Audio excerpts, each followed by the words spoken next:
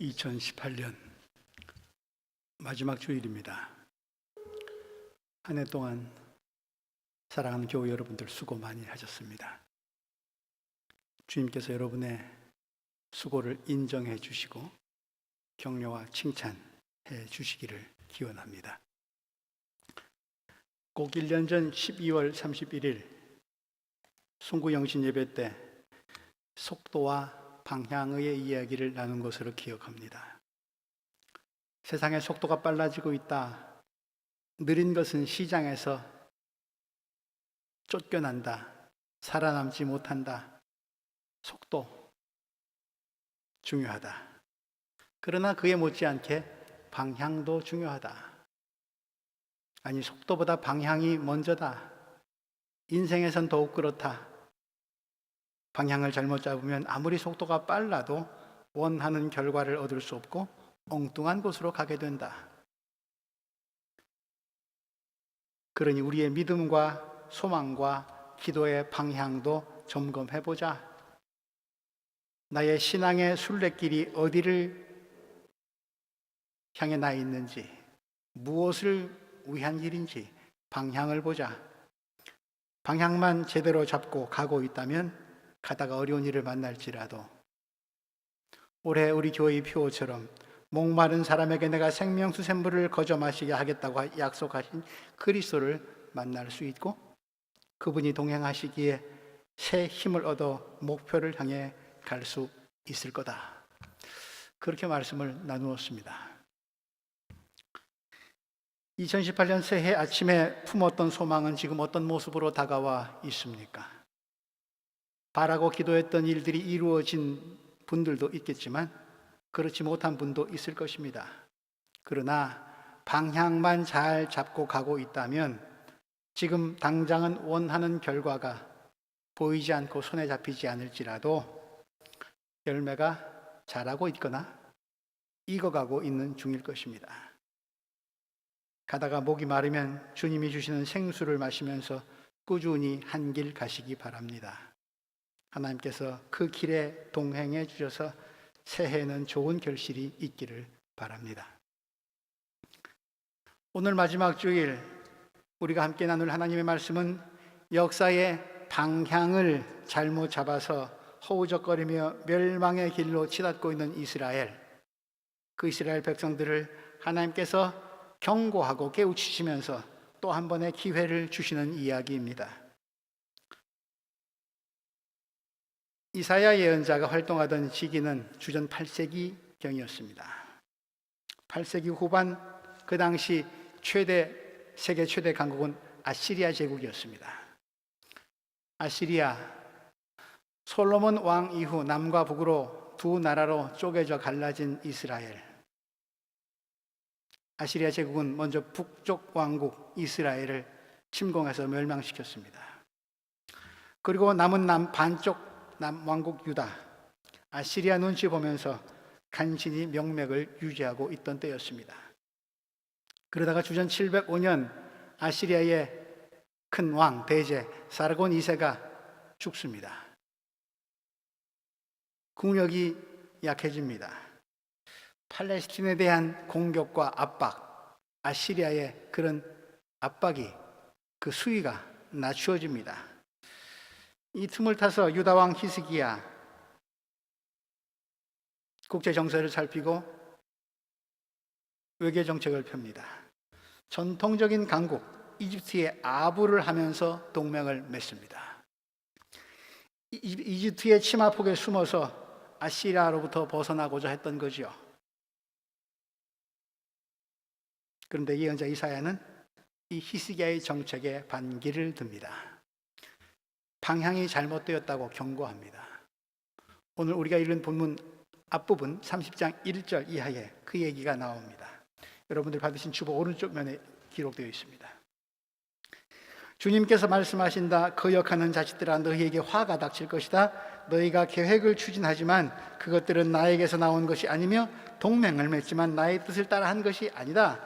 죄에 죄를 더할 뿐이다. 너희가 나에게 물어보지도 않고 이집트로 내려가서 바로의 보호를 받아 피신하려 하고 이집트의 그늘에 숨으려 하는구나. 바로의 보호가 오히려 너희에게 수치가 되고 이집트의 그늘이 오히려 너희에게 치욕이 될 거다. 유다의 사절단이 나귀 등에 선물을 싣고 낙타 등에 보물을 싣고 거친 광야를 지나서 이집트로 간다. 아무런 도움도 주지 못할 백성에게 선물을 주려고 간다. 이집트가 너희를 도울 수 있다는 생각은 헛된 망상일 뿐이다. 유다의 사절단이 이집트의 도움을 받으려고 뇌물을 잔뜩 싣고 갔던 그 길은 역설적이게도 그들이 이집트를 탈출하여 약속의 땅으로 갔던 바로 그 길이었습니다. 하나님께서 이집트로부터의 해방의 길을 열어주셨건만 이제 그들은 다시 옛 주인 바로에게로 돌아가고 있는 꼴이죠. 그래서 이사야는 경고합니다. 아시리아에 대항하기 위해 이집트와 동맹 맺는 것 그거 판단착오다. 그 같은 정책은 하나님을 믿지 못하는 불신앙에서 비롯된 거다. 심판받아 마땅하다. 이제 유다는 멸망의 길로 접어들었구나. 국제 정치적으로 볼 때는 아수리의 반기를 들었기 때문이기도 하지만, 그러나 더 근본적인 원인은 유다를 돕고 남한국 유다를 돕고 살릴 수 있는 분, 구원할 수 있는 유일하신 분 하나님께 거역했기 때문이라는 신앙적인 역사 해석입니다. 하나님은 이제 이사야에게 말씀하십니다. 오늘 본문 시작 부분이죠. 이제 너는 8절 말씀, 이제 너는 가서 유다 백성이 어떤 백성인지 백성 앞에 있는 서판에 새기고 책에 기록해서 오고 오는 날에 영원한 증거가 되게 해라. 이 백성은 반역하는 백성이요 거짓말하는 자손이고 주님의 율법은 전혀 들으려 하지 않는 자손이다. 이스라엘 백성 스스로 하나님을 버렸으니까 이제 멸망의 날이 와도 하나님 탓할 수 없다는 말입니다. 유다 백성들은 참 질기게도 고집이 세고 하나님의 말씀 듣기를 아주 싫어했습니다. 대신에 이런 것들을 좋아했습니다. 10절 말씀에 그런 게 있죠. 미리 앞길 내다보지 마라. 우리에게 사실을 예언하지 마라. 격려하는 말이나 해라. 가상현실을 예언해라. 그 길에서 떠나거라. 그 길에서 벗어나거라. 이스라엘의 거룩하신 분 이야기는 우리 앞에서 제발 그쳐라. 그들이 좋아하는 말이었습니다. 요즘 말로 풀이하면 이렇게 해도 좋을 듯 싶습니다. 교회여, 그리스도인들이여, 양심을 찌르는 말 하지 마소. 좋은 게 좋은 거 아니요? 세상의 방식이 옳다고, 맞다고, 잘한다고 세상 편에 서시오. 현실을 바로 보게 하는 말이랑 하덜 마소. 골치만 아플 뿐이요. 사이버 공간에 한번 들어가 봐요. 얼마나 황홀한지. 세상 걱정 다 잊어요. 그리고 하나님 얘기 좀 그만하소. 하나님 말씀 무시하면, 그 양반 말씀 무시하면 그 양반도 머지않아 맥 빠질 거예요. 우리가 믿는 하나님은 인간이 관심 가져주지 않으면 왜소해지고 무기력해지는 분이십니까?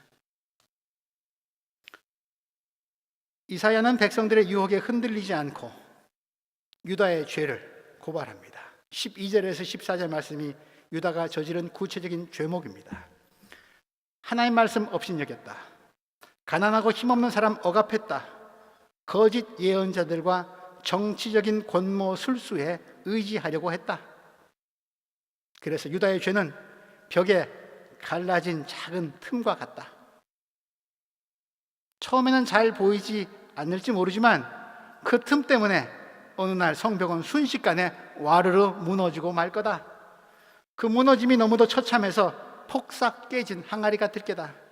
다른 용도라도 쓸만한 조각 하나라도 건져보려고 하지만 그 조각조차도 남아있지 않을 게다. 그러므로 하나님께서 말씀하신다. 15절 말씀입니다. 오늘 말씀의 핵심 구절이기도 합니다.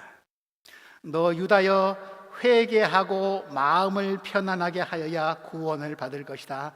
잠잠하고 신뢰하여야 힘을 얻을 것이다.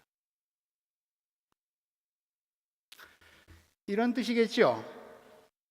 강대국이 위협한다고 눈치 살피면서 여기 붙었다 저기 붙었다 소란 피우지 말고 진정해라. 마음의 방향을 돌이켜라. 침묵하면서 지난 날을 돌아보아라. 출애굽의 역사를, 해방의 역사를 기억하거라. 너희를 구할 능력이 어디로부터 오는지 바로 보고 방향 잡으라.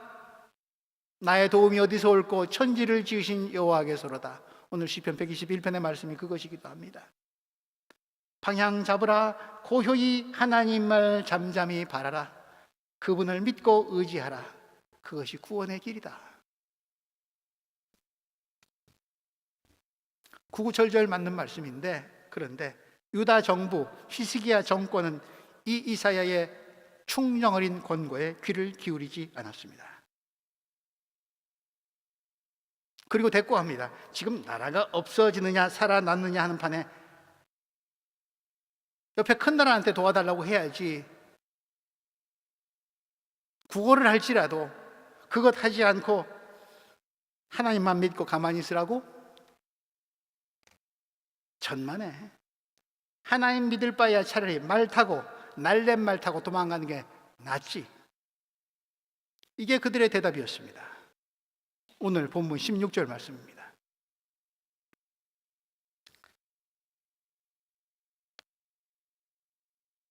칼의 힘에 바탕을 둔 권력이 있습니다. 대부분의 권력의 속성이 그러하죠. 그런 권력은 오만하고 불의합니다. 칼의 끝은 권력을 향하고 있습니다. 그래서 칼은 나누고 죽이고 지배합니다. 때문에 이사야는 불의한 정치나 군사력을 위기의 해결책으로 받아들일 수가 없었던 겁니다. 그런데 묻고 싶습니다. 정말 오로지 하나님만 바라보면 망하지 않고 사는 길이 열릴까요? 우리 모두 경험하는 일이지만 이렇게 큰 국가적인 위기가 아닐지라도 세상 살면서도 신앙으로, 믿음으로 산다는 것은, 하나님만 바라보면서, 주만 바라보면서 산다는 것은 참으로 어려운 일입니다. 그러나 이사야는 외칩니다. 이사야서 7장 9절 말씀, 너희가 믿음 안에 굳게 서지 못한다면 너희는 절대로 굳게 서지 못한다. 너희들이 쌓고 있는 삶의 모든 성들, 기반들, 쌓아 올리는 모든 것들, 축적하는 모든 것들 다 헛것이 되고 말 것이다. 믿음 안에 굳게 서지 아니하면, 믿음으로 방향 잡지 아니하면, 더 적극적으로 말하면 믿음 없이 살 수 없다. 하나님을 향한 믿음으로 방향 전환하라는 말씀입니다.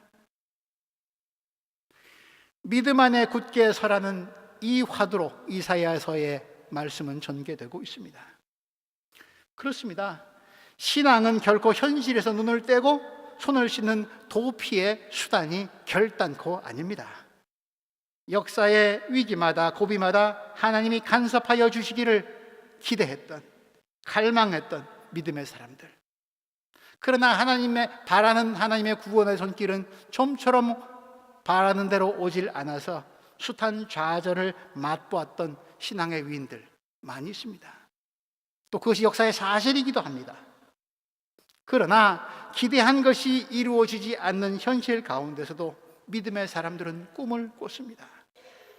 예언자 이사야도 그런 꿈을 꾸고 있습니다.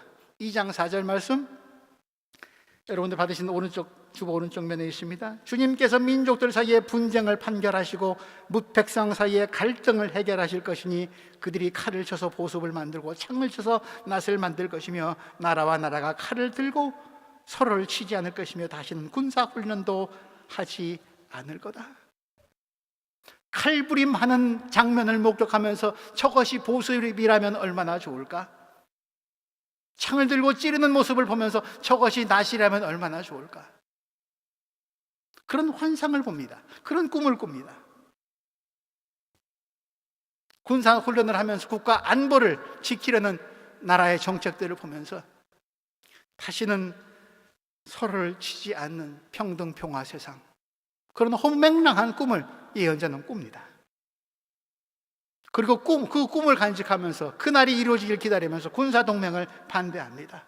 군사동맹은 전쟁을 준비하고 불러오는 길이고, 전쟁은 평화와 살림이 아니라 파괴와 죽음을 가져올 뿐이기 때문입니다.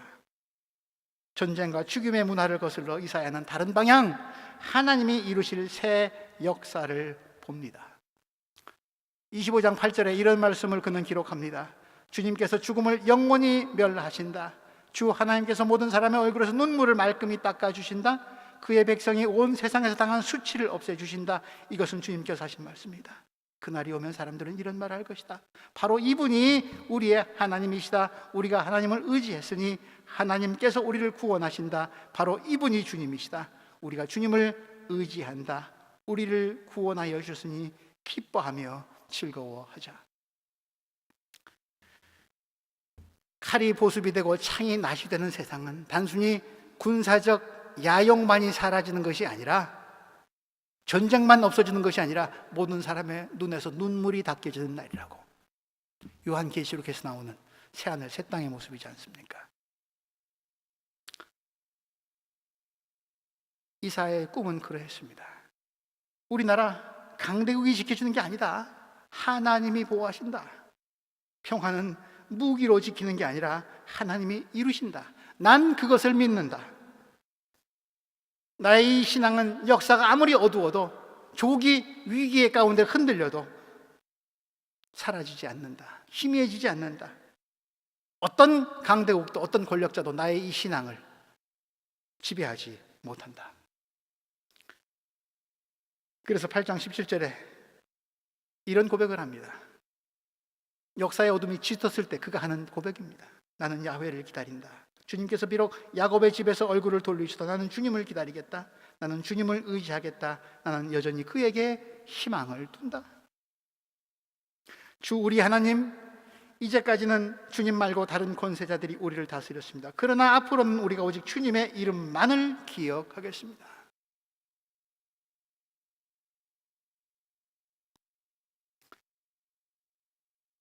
영웅들이 다스린 역사는 연표까지, 연대까지, 사람 이름까지 줄줄이 외면서 잘 기억하는 우리의 역사 기억 속에 하나님이 이루셨던, 하나님이 친히 개입하지 아니하셨다면 이루어질 수 없었던 그런 역사의 방향 전환 얼마나 기억하고 계십니까?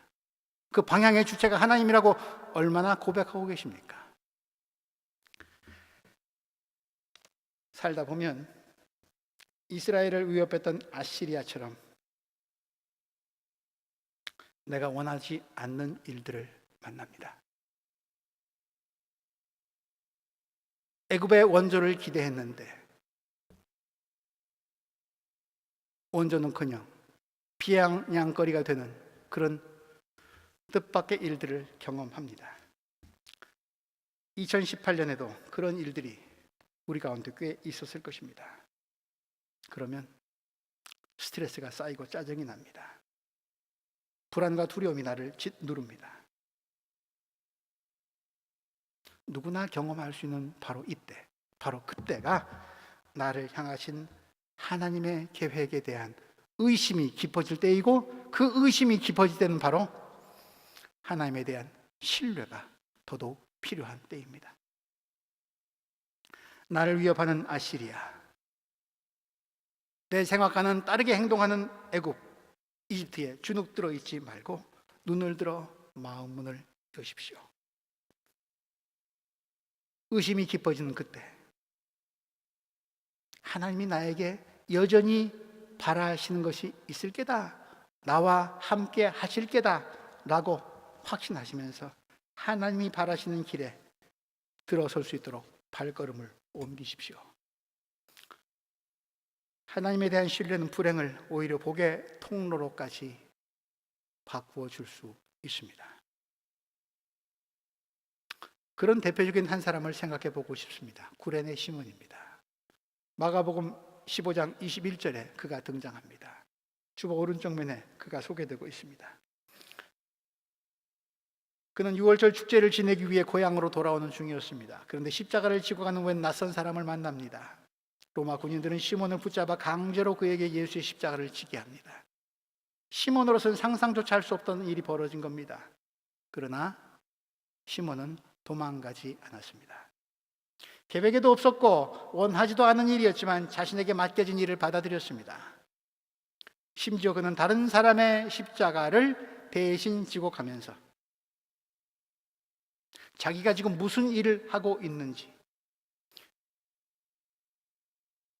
자기가 지금 하고 있는 일이 어떤 의미가 있는지 상상조차도 못했고 깨닫지도 못했습니다. 다만 고통받고 있는 한 남자,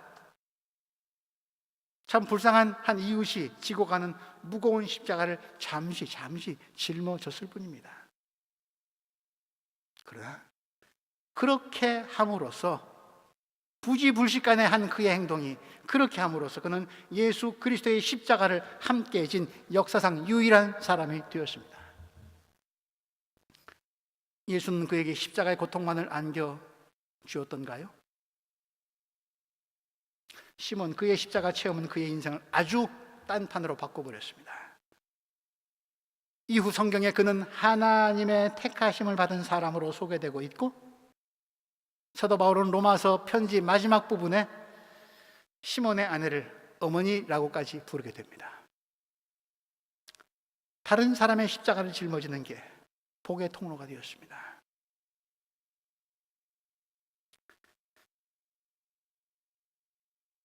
한 해를 마무리하는 세상, 우리의 예측과 판단과 능력을 넘어서는 사건들이 많이 있습니다.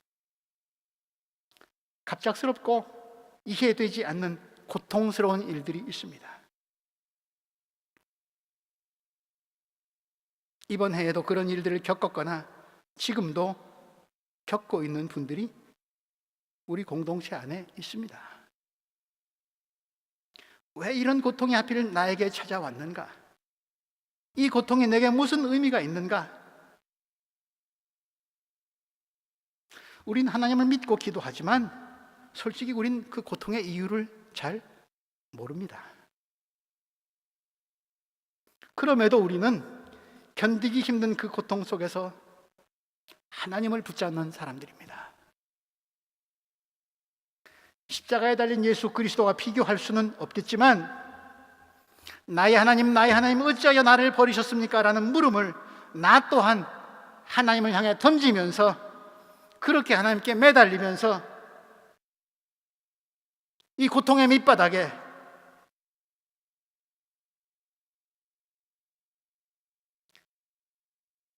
우리가 모르는 어떤 거룩한 뜻이 이 고통의 밑바닥에 있을 것이라고, 그 고통의 밑바닥에도 하나님이 계실 것이라고 그렇게 신뢰할 뿐입니다. 안타깝게도.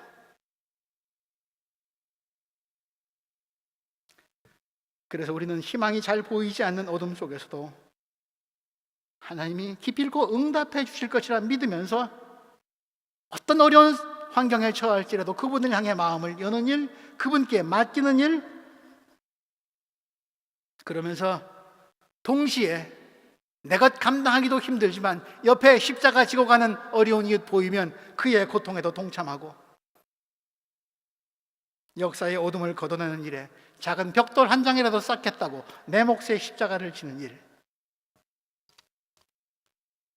그게 하나님과 함께 역사의 어둠을 걷어내는 그리스도의 역할일 것이고, 여러분들은 그 일을 크거나 작거나 알거나 모르거나 올 한 해도 감당해 오신 분들입니다.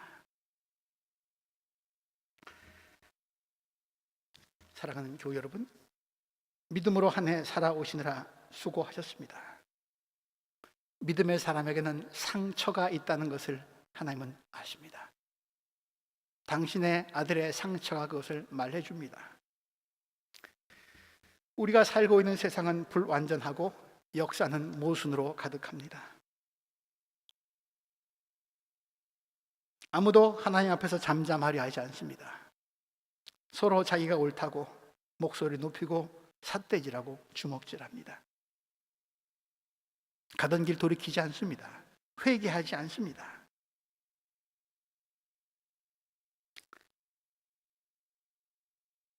예수 그리스도께서 평화의 왕으로 지극히 낮은 곳으로 말 구유로 오셨지만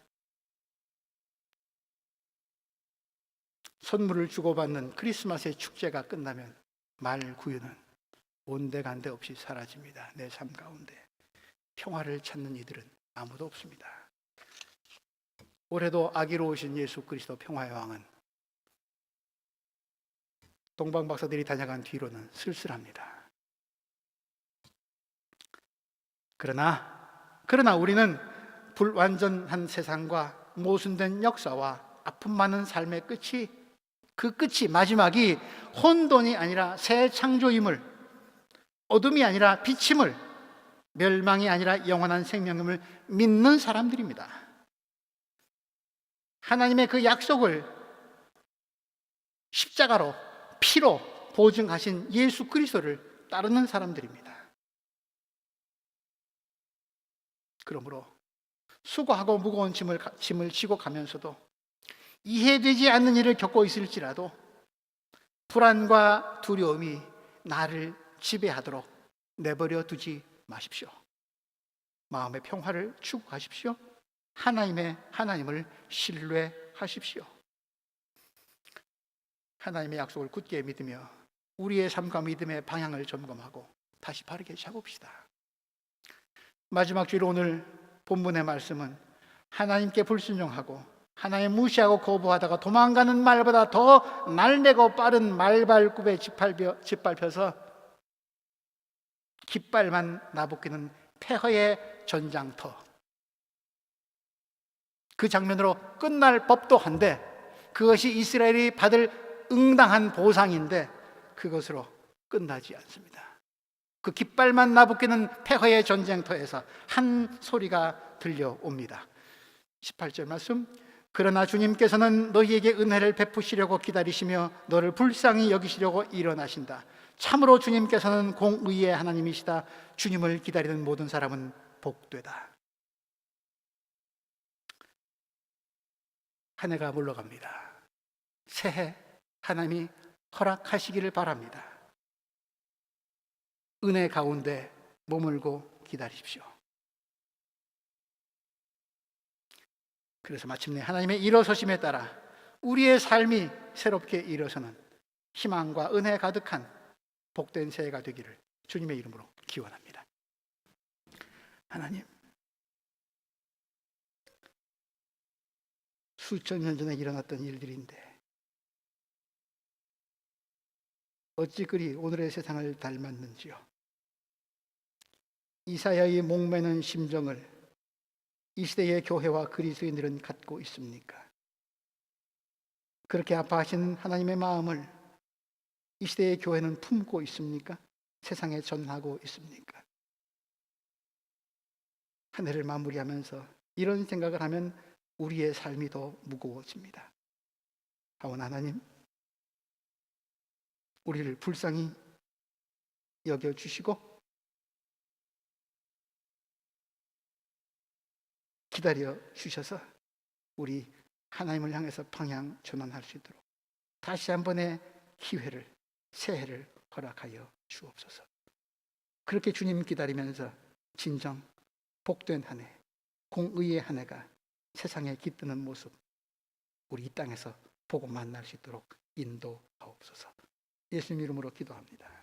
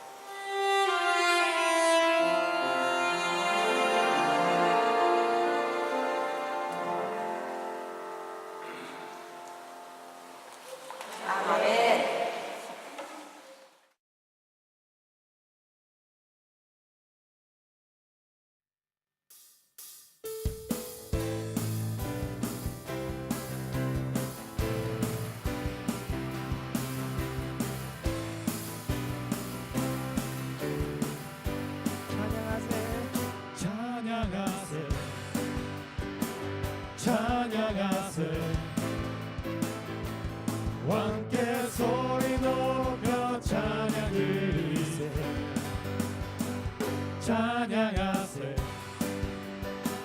찬양하세 함께 소리 높여 찬양 드리세 찬양받기에 합당하신 주님 받기에 합당하신 주님 언제나 동일하신 주 무릎 꿇고서 주 이름 외치세 예수 나의 왕 예수 나의 왕 예수 나의 왕 아멘 찬양하세 찬양하세 왕께 소리 높여 찬양 드리세 찬양하세 찬양하세 왕께 소리 높여 찬양 드리세 찬양받기에 합당하신 주님 언제나 동일하신 주 무릎 꿇고서 주 이름 외치세 예수 나의 왕 예수 나의 왕 예수 나의 왕 아멘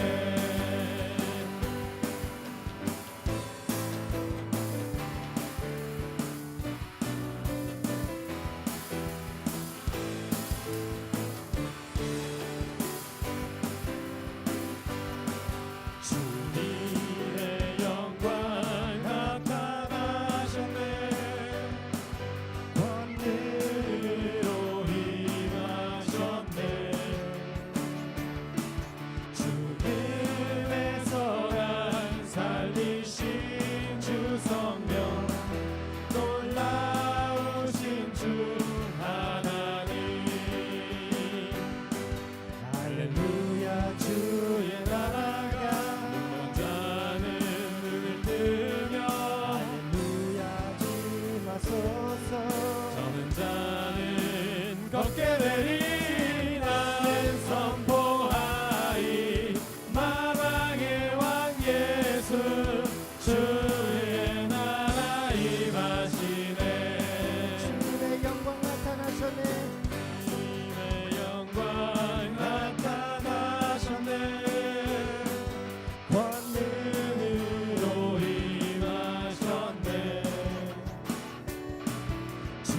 죽음에서 날 살리신 조성령 놀라우신 주 하나님 할렐루야 주의 나라가 할렐루야 주의 나라가 꿈만 자는 눈을 뜨며 할렐루야 임하소서 저는 자는 걷게 되리 나는 선포하리 마방의 왕 예수 주의 나라 임하시네 나는 선포하리 나는 선포하리 마방의 왕 예수 주의 나라 임하시네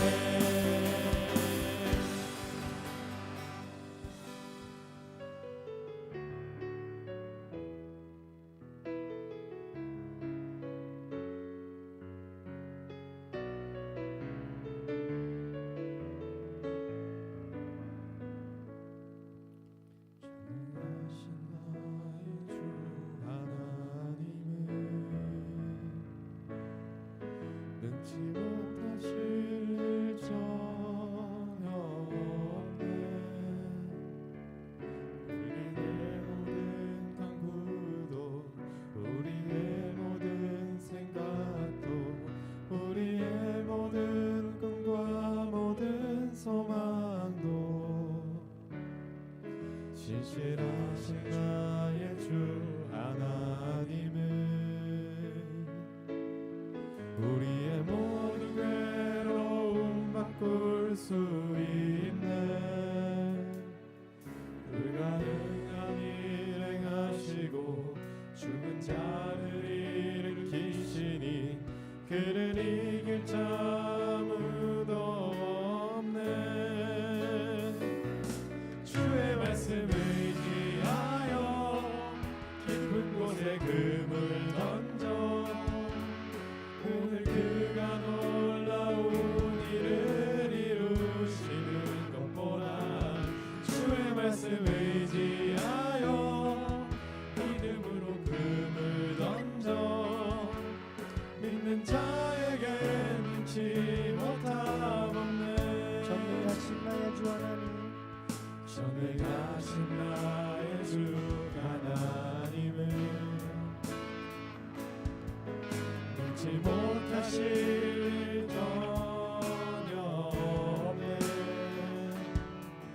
우리의 모든 간구도 우리의 모든 생각도 우리의 모든 꿈과 모든 소망도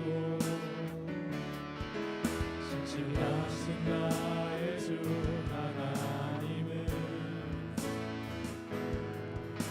우리의 모든 괴로움 바꿀 수 있네. 불가능한 일 행하시고 죽은 자를 일으키시니 그를 이길 자 아무도 없네. 주의 말씀 의지하여 깊은 곳에 금을 던져 오늘 그가 놀라운 일을 이루시는 것 보라. 주의 말씀 의지하여 믿음으로 금을 던져 믿는 자에게 눈치 못함. 주의 말씀 의지하여 주의 말씀 의지하여 깊은 곳에 금을 던져 오늘 그가 놀라운 일을 이루시는 것 보라. 주의 말씀 의지하여 믿음으로 금을 던져 믿는 자에게 눈치 다시 한 번만 못함. 주의 말씀 의지하여 주의 말씀 의지하여 깊은 곳에 금을 던져 오늘 그가 놀라운 일을 이루시는 것 보라. 주의 말씀 의지하여 믿음으로 금을 던져 믿는 자에게 눈치 못함 없네. 주의 말씀 의지하여 깊은 곳에 금을 던져 오늘 그가 놀라운 일을 이루시는 것 보라.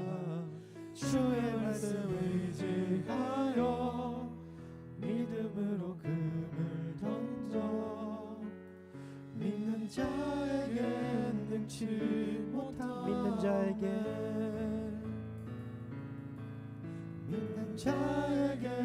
능치 못함 없네. 믿는 자에게 능치 못함 없네. 믿는 자에게 능치